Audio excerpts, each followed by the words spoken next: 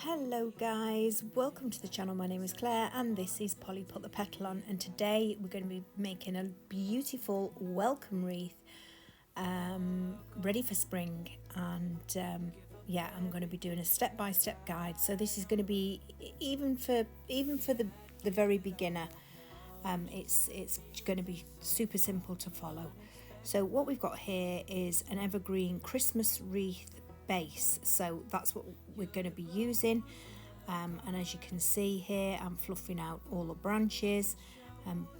We need to get this to its full potential. Now, I got these for £1. They were £1 each, and I got them from Hobbycraft one summer time in a sale. Brilliant bargain, £1 each. And like I say, I'm using this as my base. So I'm pulling out all the branches one by one, as you can see, and fluffing it to what would be its true potential, but we're going to alter that a little bit the further we go on. So now we've got all the branches fluffed out. As you can see, it's quite a sparse one. It was only £1. And now I'm going to start bending over the branches to at least halfway.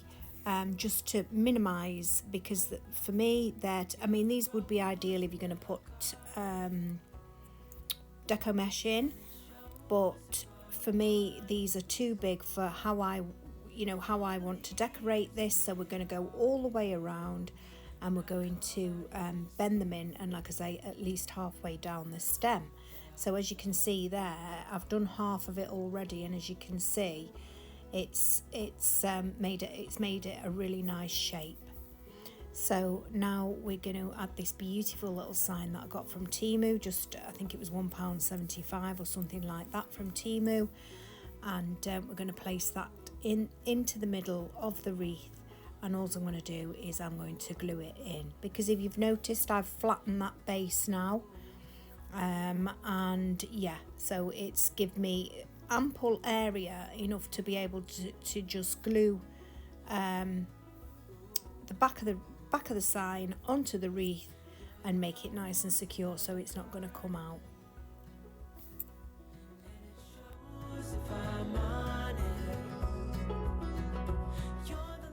And once we've added little blobs of glue all the way around and made it nice and secure, then I'm just going to start showing you the foliage that I've got that's contenders for the wreath base, because we're going to transform that wreath base. It's not going to look evergreen and Christmassy. So I've got this little bit of asparagus fern. I've got some eucalyptus that's come off a garland. I'm considering using this, but I don't use it. That's just a filler. I've got some ivy. There's the ivy there, and I would say you need at least 3 different types of foliage and at least 3 different textures of foliage. So I showed you some fern earlier on, and it's going to be the same with the flowers also. So I've got some blossom here, I've got some tulips, I've got some cosmos, and the magnificent magnolias, because they are the star of the show. Now, these are quite big heads, but I'm bending the rules and I'm going for it anyway. It's turned out absolutely lovely. I've got some daisies there. I don't use those in the end, and I've got some pink astrantia. I love that. That was £2.99 a stem from Home Sense, and I've got some gypsophilia there as filler.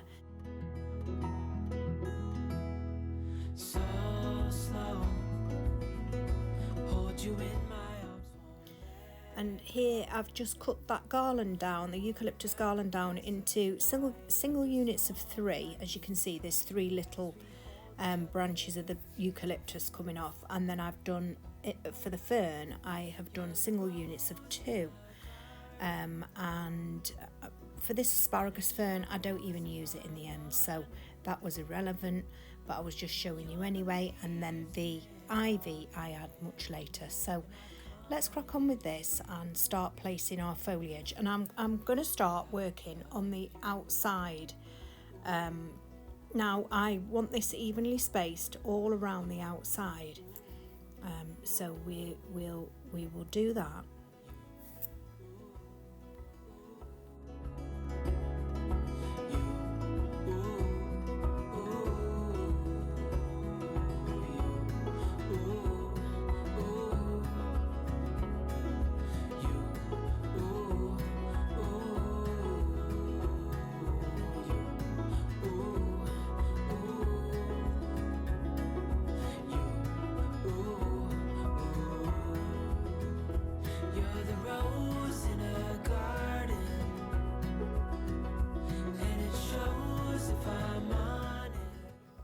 and then we'll start with our fern, and we're going to go on the outside but in between of the evenly spaced eucalyptus.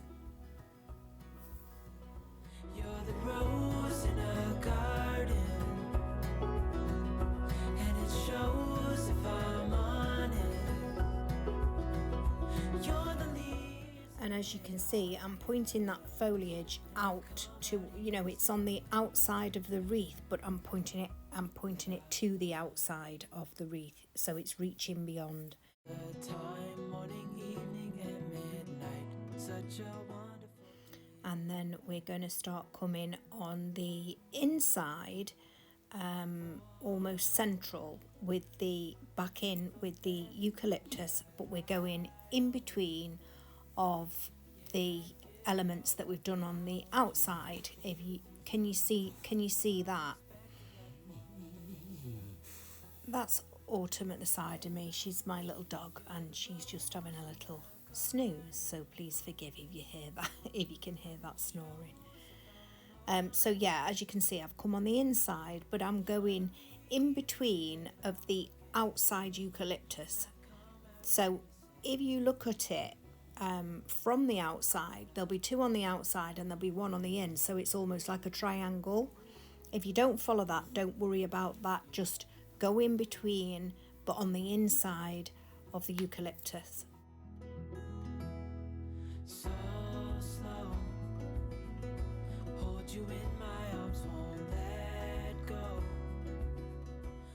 And as you can see, it's already starting to look nice and full, and that evergreen wreath base, you know, the Christmas wreath base is almost gone. And don't forget, we're going to go in with flowers after this, and so that, you know, the flowers in themselves are going to cover even more. Now that's me just holding the wreath up to the mirror, and I will advise you to do that if you're ever making anything. Always hold it up to a mirror if possible. It's a great tip, that is, because you will see what you don't see when you're looking down on it. You will see it if you hold it up, and you'll see it in the reflection. You'll see, you know, where you may need to fill spaces. It definitely, for some reason, it definitely gives it a fresh pair of eyes just by holding it up to a mirror. So now we're going in between of that, still on the inside, but in between of that eucalyptus on the inside, we're going in with the fern again. So it's almost, well, you are working in layers really, and you must do the outside and the inside as well. But be careful not to cover that beautiful sign, because obviously it's a welcome sign, and it's got a beautiful picture of a bunny, and you know, you don't want to completely hide that, but it doesn't matter if there's a little bit of foliage coming over.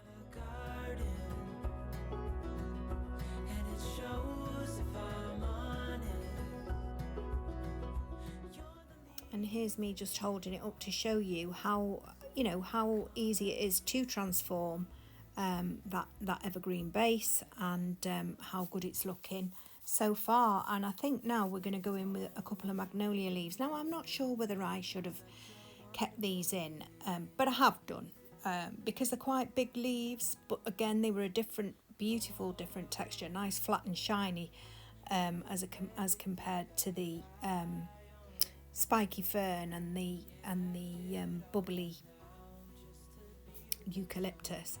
So I do keep them in, but it's not my favourite look, I must admit. And luckily I had only gone into these two places, so I placed two groups of two diagonal across from each other, you know, on the wreath.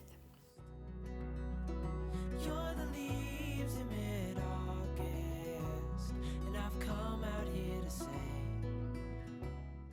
And now we're going to add our magnolias. So I just put them into place for initially, just to see if that's where I would like them, and it is, because I'm only working with 3 magnolias, because they're a big flower, and they're more than dominant in this wreath, because the wreath is only a 12-inch base, although I may have stretched it out a little bit further with the foliage, but it's still only a small base compared to these flowers. So I have stretched the rules a little bit here as far as scale and proportion are concerned, but they are magnificent, and that's what I wanted it to be. I wanted them to have some impact, and they definitely have. So I'm just gluing them into place there, and if you can notice, I've got them in a triangle on that round base. I've envisaged a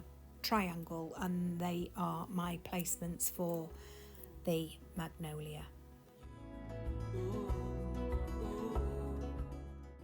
And now I'm going to add these blossoms that I've just trimmed from a blossom branch.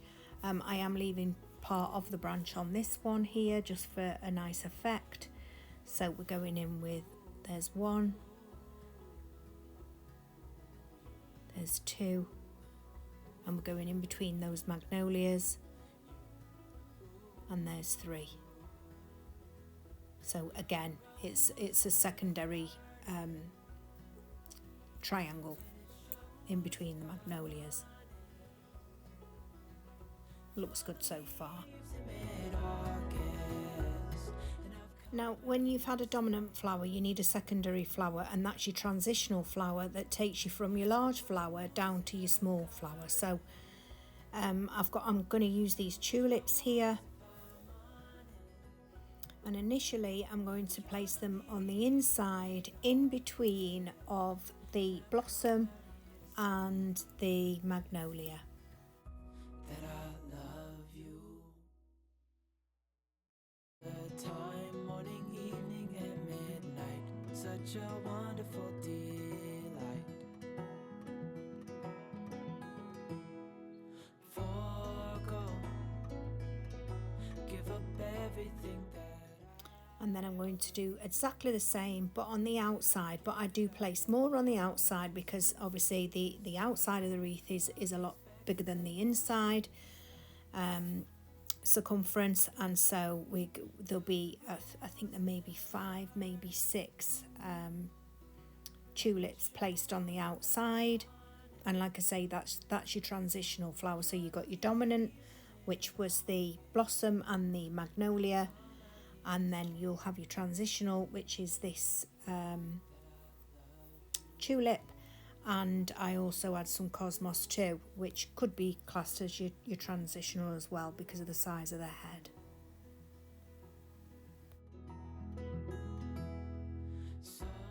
And when we've done that, we start going in with the cosmos, and this cosmos was cheap as chips. I got this last year from Primark.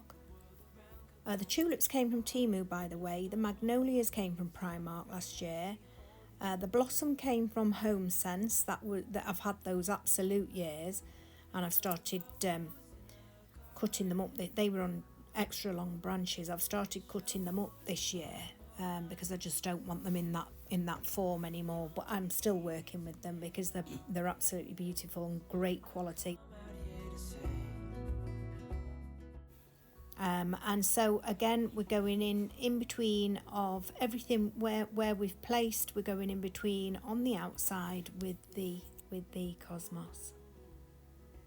I hope you're enjoying the video so far, guys, and if you don't mind giving me a thumbs up if you're enjoying the video, that is. And if you're that way inclined, please do hit the sub button too. It would be lovely to have you join the channel. So there we go. I'm holding it up to the mirror. I've held it up to you. And I decide it needs some ivy. I want to bring in those 2 different tones on the leaf, which is a variegated leaf, as you can see, and I want to bring in those 2 different tones there to break some of that up, and obviously offer it a different texture too. So I'll start to work on the outside.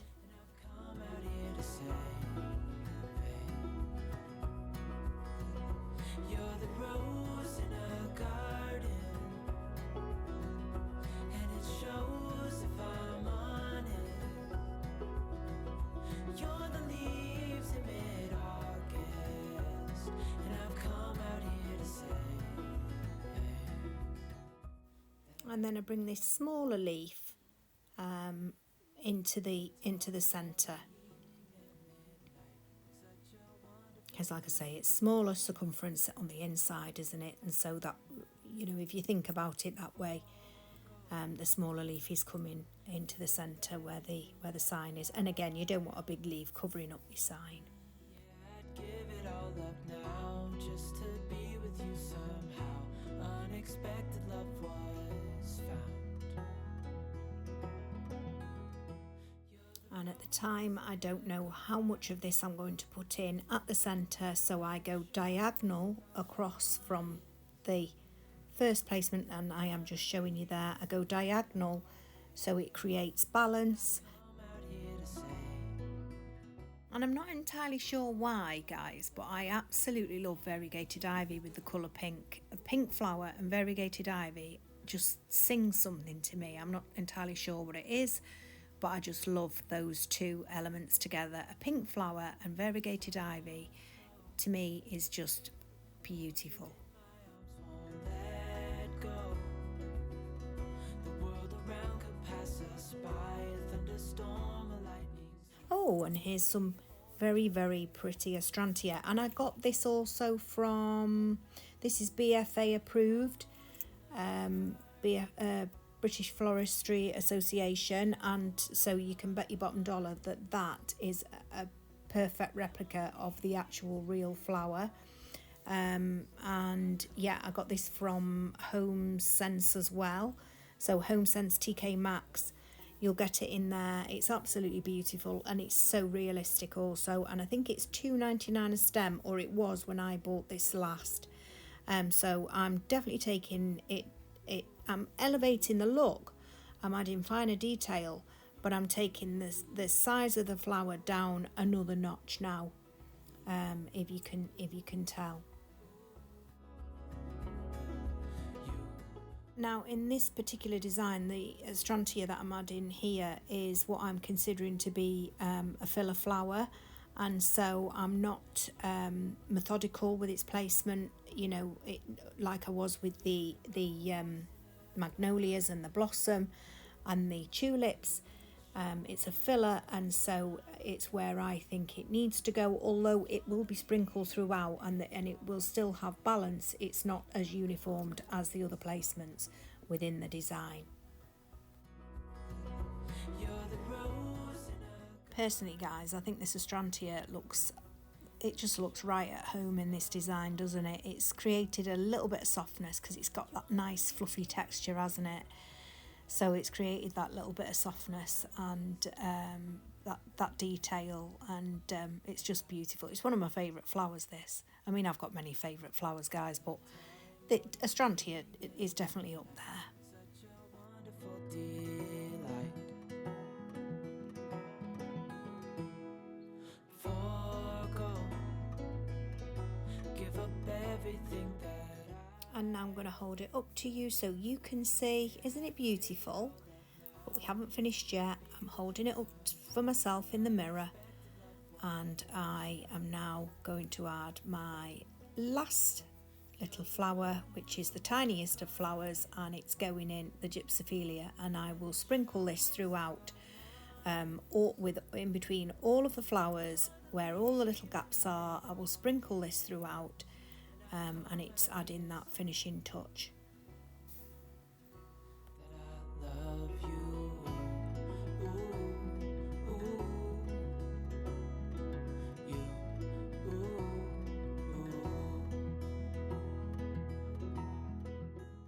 And my final step is to add just a tad more astrantia for the colour distribution. That's all that was. It's just like personalising your hair when you go to the hairdresser. She washes it, she dries it, she starts cutting it again, and it's called personalisation. So for me, it's just making sure that everything's completely balanced.